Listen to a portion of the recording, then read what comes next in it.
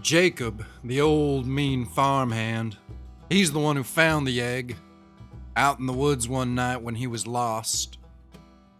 He had been drinking and got bit by the dogs and wandered out into the woods, cursing all society and the various ills of so-called civilization. He came back home the next day with the egg in his hands. It looked like a large, rotten gourd, like a pumpkin or a squash. Bigger than a human head, and softer as well. Jacob came home, cradling the thing in his arms, like it were his own newborn child. He ain't spoken a word since. The egg's got thick skin like a horse, and it fades between shades of orange, blue, and gray. The colors moving about the surface of the thing like a wandering bruise. What appear to be coarse, semi-symmetrical veins run the length of the egg, in thick clumps along the sides, but kinda thin and stringy at the top and bottom. Sometimes the veins seem to throb, as if sore or hurting. We don't know how to help it. There's something inside it, inside the egg. That's how we know it's an egg. You put your hand up to it, you can feel it moving around. You put your ear against it, you'll hear the faintest sound of scratching or screaming, like screaming far, far away, or as if from behind an impossibly thick wall. Tammy was the one who started telling the rest of us what was inside the egg and what would happen when it came out. She's the littlest of all us kids, and the first night we had the egg, she slept right next to it, curled up with the thing like it was a fire on a chilly day. She had dreams that night, strange and specific dreams. She's been having them ever since.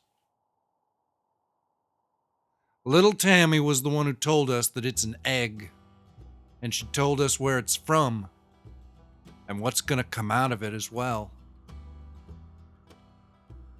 It is an egg, and within that egg something is growing. She is growing. Soon the egg will hatch, and what will spill out of it will be of a most beautiful emptiness and almost mathematical simplicity. This will be the birth of the end. She will be the emptiness that consumes all things. The egg fell from space, and now it breathes. It pulses. It dreams and has a will of its own. We watch it. It is still growing larger. Every day it's a bit bigger than it was the day before.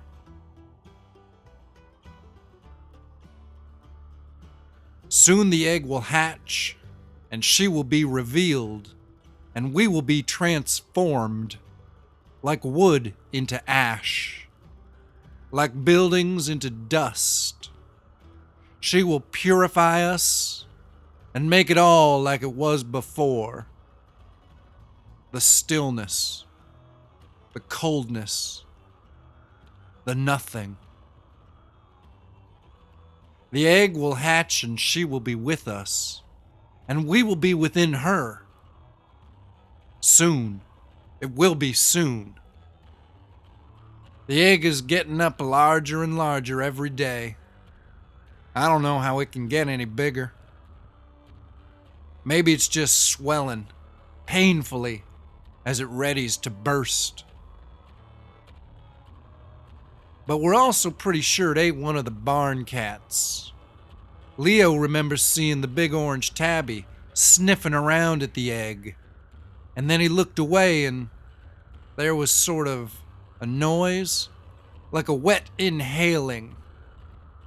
And when he looked back, there was no cat, just the egg and a patch of wetness on the floor that looked a little bloody.